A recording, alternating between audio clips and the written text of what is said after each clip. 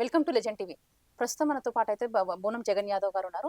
మొన్న శివసత్తులు, జోగిన్లు అందరూ కలిసి ఈవో సంధ్యావనంగా శైలజ మేడం గారిని అయితే కలవడానికి వెళ్ళారు. అయితే ఎందుకు అసలుకి మేడంని కలవాల్సిన అవసరం ఏముంది? అసలు కలిసే ప్రసక్తి ఎందుకు? వీళ్ళ ప్రాబ్లమ్ సాల్వ్ చేయడానికా? ఇంకా వీళ్ళ జోగిని వాళ్ళ డిమాండ్స్ ఏమన్నా ఉన్నాయా? అనేది అన్నతో మాట్లాడి తెలుసుకుందాం. నమస్తే అన్న. నమస్తే అమ్మా. అన్న, మొన్ననైతే మీరు శైలజ మేడంని కలిసినారని తెలిసింది. మరి అసలు ఎందుకు కలవాల్సి వచ్చిందన్న మీరు మేడంని? అంటే మేడం కలవడానికి కారణం ఏంటంటే మాకు గుళ్ళో దగ్గర అక్కడిక్కడ స్పెషల్ దర్శనానికి లైన్లు లేవు, బోనాలు ఎత్తుకొని పోయినప్పుడు లైన్లు లేవు. ప్లస్ ఇంకోటి బలకంపేట ఎల్లమ్మ కళ్యాణం అప్పుడు మా జోగిని వాళ్ళని శివశక్తులని లోపలికి తోలియడం లేదు. దానివల్ల పోలీసు వాళ్ళతోని అందరితో ఇబ్బందులు కావడం వల్ల మేడంని బోనాల కన్నా ముందు కలిసినాం. మేము కలిసినప్పుడు మాంకలమ్మ గుడి దగ్గర స్పెషల్ దర్శనము, స్పెషల్ లైన్ ఇచ్చారు. ఇప్పుడు మొన్న జోగిన్లు అందరు ఎందుకు గ్యాదర్ అయిపోయినారంటే, ఇప్పుడు మా దాంట్లో గరీబోళ్ళు ఉన్నారు, హెల్త్ ప్రాబ్లమ్స్ వాళ్ళు ఉన్నారు, వాళ్ళకి ఇది పింఛన్లు, డబుల్ బెడ్రూమ్ ప్లాట్ గురించి, ఐడి ప్రూఫ్ గురించి ఆ మేడంని సంప్రదించినాం మేము. ఆ మేడం ఏమన్నదంటే ఖచ్చితంగా పైకి చెప్పి ఖచ్చితంగా మీకు పింఛన్లు, హెల్త్ ఇన్సూరెన్స్ కోసం దాని గురించి, ప్లస్ ఇది పింఛన్ గురించి, డబుల్ బెడ్రూమ్ ప్లాట్ గురించి మేడం చెప్తాని మాట ఇచ్చారు. అక్కడ మా జోగిన్లు అందరూ శివశక్తులు అందరు కలిసి మాట్లాడడం జరిగింది అక్కడ. అయితే ఇప్పుడు మీకు స్పెషల్ లైన్ కావాలి అండ్ మీకు ఐడి కార్డ్స్ అనేది ఇస్తారు. ఎలా గుర్తిస్తారు అన్న? ఎంతమంది ఉన్నారు? ఇప్పుడు హైదరాబాద్ లో చాలా మంది ఉన్నారు. హైదరాబాద్, సికింద్రాబాద్ లో జోగిన్లు కానీ, శివసత్తులు కానీ చాలా మంది ఉన్నారు. ఎలా గ్యాదర్ చేస్తారు ఇప్పుడు ఇన్ఫర్మేషన్? ఎవరికి ఇచ్చారు బరువు బాధ్యత అనేది మొత్తం ఇప్పుడు మీ దాంట్లో?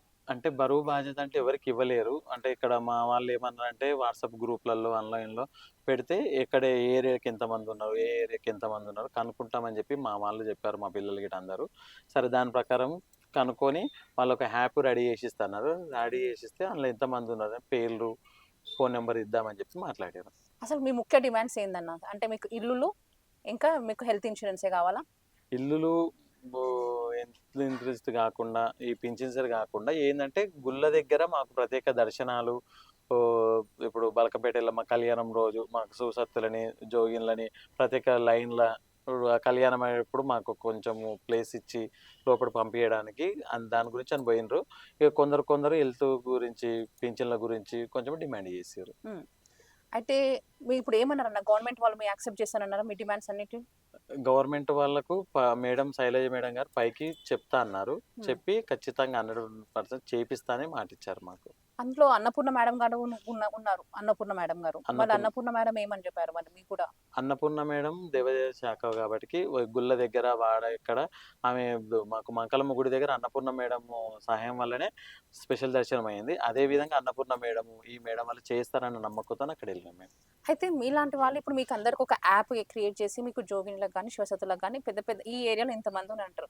అయితే కొంతమంది కూడా వేరే వాళ్ళు కూడా ఊగుతారు, దేవుడు వచ్చిన వాళ్ళు ఉంటారు. మరి వాళ్ళని ఎలా గుర్తిస్తారన్న? మరి ఆ యాప్ లో ఎలా పెడతారు మీరు? ఇక శివశక్తులు అంటే మాకు దగ్గర వాళ్ళ గురువుల దగ్గర వాళ్ళ దగ్గర నెంబర్లు ఉంటాయి కాబట్టి శివశక్తులు వీళ్ళకి దేవుడు వస్తుంది అని తెలుసు కాబట్టి ఆ పిల్లల్ని మనం దాంట్లో చేయడం జరుగుతుంది. దాని ప్రకారం చెప్పి ఇంతమంది ఉన్నారని చెప్దామని చెప్పి మాట్లాడుతున్నాం. అంటే ఇప్పుడు మీకు ఈసారి వచ్చే బోనాలకి మీకు ఎలాంటి ఇబ్బందులు లేకుండా ఇప్పుడే ఒక మీటింగ్ జరిగిందని అనుకోవచ్చా? అంతే. అయితే మీకైతే ఇప్పుడు ఈ గవర్నమెంట్ వచ్చినప్పటి నుంచి మీకైతే అన్ని ఫెసిలిటీస్ మంచిగా అందుతున్నాయి అనుకోవచ్చు. మంచిగా అందుతున్నాయి ఇప్పుడైతే. అయితే మీకు రేవంత్ రెడ్డి గారి ప్రభుత్వంలో అసలుకి ఇప్పుడు జోగిన్లని గుర్తించినారా, లేకపోతే కేసీఆర్ గారి ప్రభుత్వంలో గుర్తించారా? ఇప్పుడు రేవంత్ రెడ్డి గారి పరిపాలన వచ్చినాకనే కొంచెం జోగిన్లు, శివశక్తులు అని చెప్పి కొంచెం ఈ మేడంలు వాళ్ళు వీళ్ళు కొంచెం క్లియర్ తీసుకుంటున్నారు. ఎందుకంటే థర్డ్ జెండర్ వాళ్ళకు ఎలా విధంగా గుర్తించారో వీళ్ళని కూడా శివశక్తులని, జోగిలను గుర్తింపు ఇవ్వాలి అని చెప్పి మధ్య వాళ్ళ మాట్లాడుకున్నారు. అయితే ట్రాన్స్జెండర్స్ కి కూడా ఇప్పుడు ఒక ఉద్యోగం అనేది, గవర్నమెంట్ ఉద్యోగం అనేది ఇవ్వడం అనేది రేవంత్ రెడ్డి గారి ప్రభుత్వంలోనే జరిగినది.